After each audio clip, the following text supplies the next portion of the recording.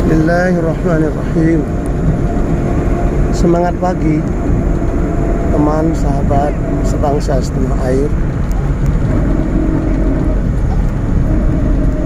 Beberapa waktu yang lalu saya pernah mengatakan bahwa membangun sebuah sistem bernegara itu pada hakikatnya adalah menjalankan Konstitusi Republik Indonesia. Dalam rangka itu diaturlah di dalam Undang-Undang Dasar Negara Republik Indonesia tahun 1945 bagaimana sistem itu harus dijalankan.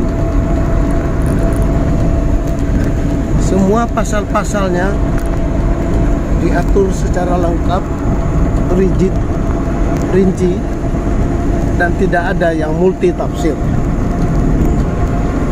Oleh karena itu, apabila ada pejabat tinggi negara sampai ke level pejabat daerah yang bersalah guna dalam jabatan dan wewenangnya,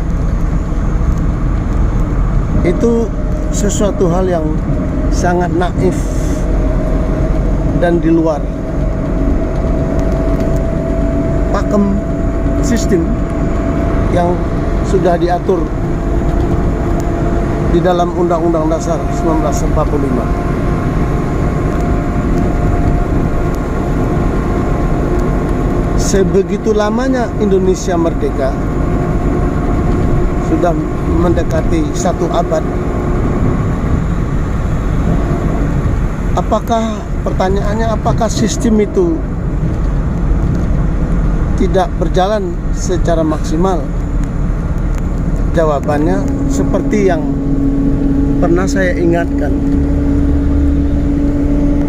bahwa meskipun penjelasan Undang-Undang Dasar 1945 itu sudah digantikan, atau sebahagian daripada isi penjelasan Undang-Undang Dasar 1945 originali dimasukkan menjadi beberapa pasal, tetapi jangan lupa bahwa pembukaan Undang-Undang Dasar 1945 atau preambule, pendahuluan, itu tidak ada perubahan karena menyangkut banyak hal. Selain mengatur dasar hukum negara atau Pancasila, di situ juga menjelaskan secara tepat arah kemana negara Republik Indonesia harus berjalan menuju dermaga pulau bahagia bangsa Indonesia, yang dulu saya katakan sebagai bahagian cita rasa prosperity, negara kesejahteraan dan security dan keamanan. Maka apabila Bapak Presiden yang terhormat Prabowo Subianto menjalankan program swasembada pangan,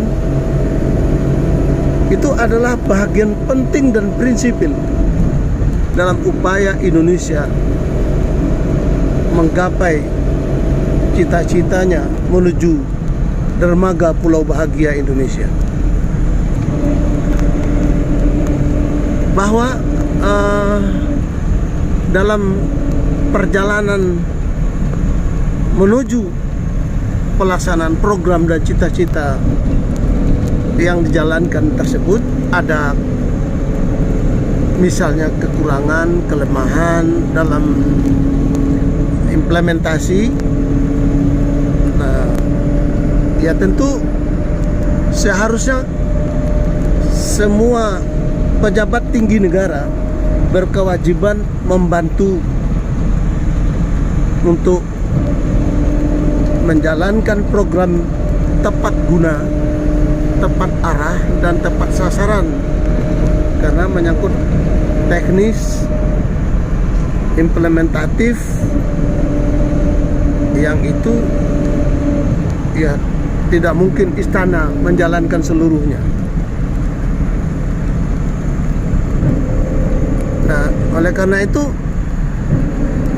bagaimana caranya supaya bangsa Indonesia ini bisa bercita rasa prosperity dan security, kesejahteraan dan negara yang aman, itu adalah bagian dari tanggung jawab kita sebagai anak bangsa melakukan otokritik.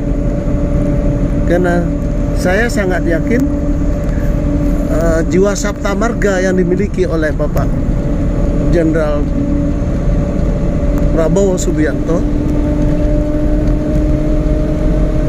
akan menjalankan on the right track, akan menjalankan fungsi di jalan relnya yang benar menurut Undang-Undang Dasar 1945.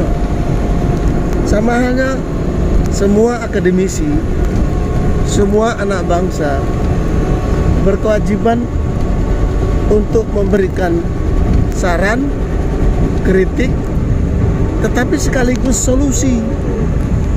Jangan menghujat, karena perilaku menghujat itu bukan perilaku baik secara etis. Coba kita baca ketetapan MPR nomor 6 Rumawi tahun 2021.